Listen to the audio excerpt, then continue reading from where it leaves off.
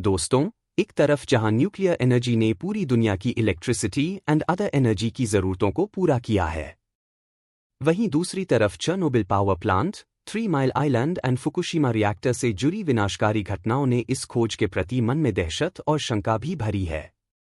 आप में से अधिकतर लोगों ने चेर्नोबिल पावर प्लांट फेलियर के बारे में ज़रूर सुना होगा।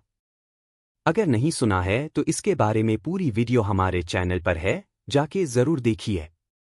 वहीं क्या आपको पता है, पास्ट में हुई एक भूल के कारण भारत को आने वाले समय में एक बड़े न्यूक्लियर रेडियो एक्टिव थ्रेट का सामना करना पड़ सकता है?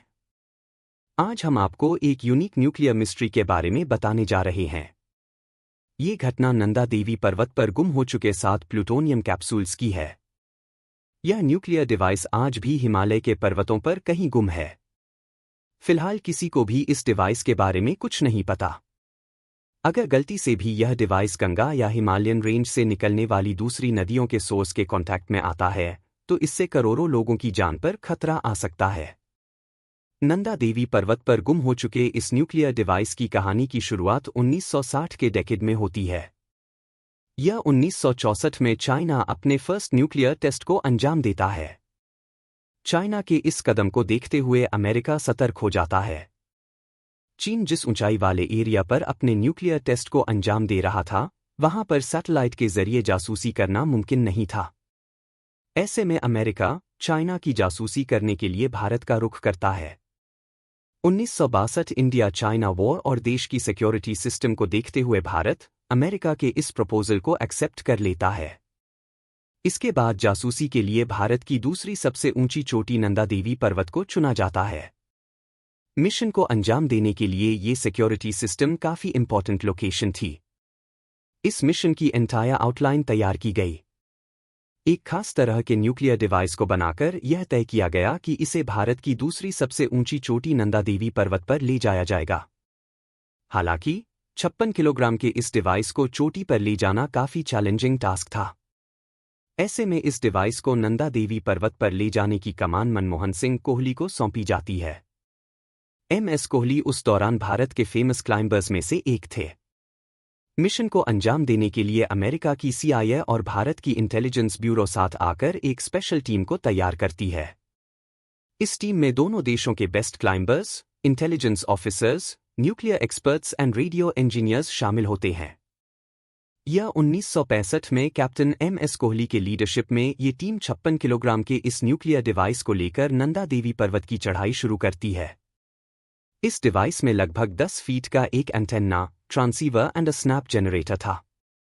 इसके अलावा इसमें 7 प्लूटोनियम कैप्सूल्स भी थे। नंदा देवी पर्वत की चढ़ाई करना काफ़ी मुश्किल काम था।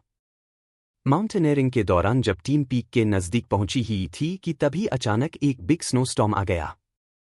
मामले की गंभीरता और टीम के लोगों की जान के खतरे को देखते हुए MS कोहली उस न्यूक्लियर डिवाइस को वहीं छोड़कर वापस नीचे उतरने का फैसला करते हैं।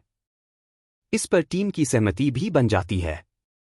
सिचुएशन नॉर्मल होने के बाद यह 1966 में टीम दोबारा उस न्यूक्लियर डिवाइस को लेने के लिए पर्वत पर जाती है।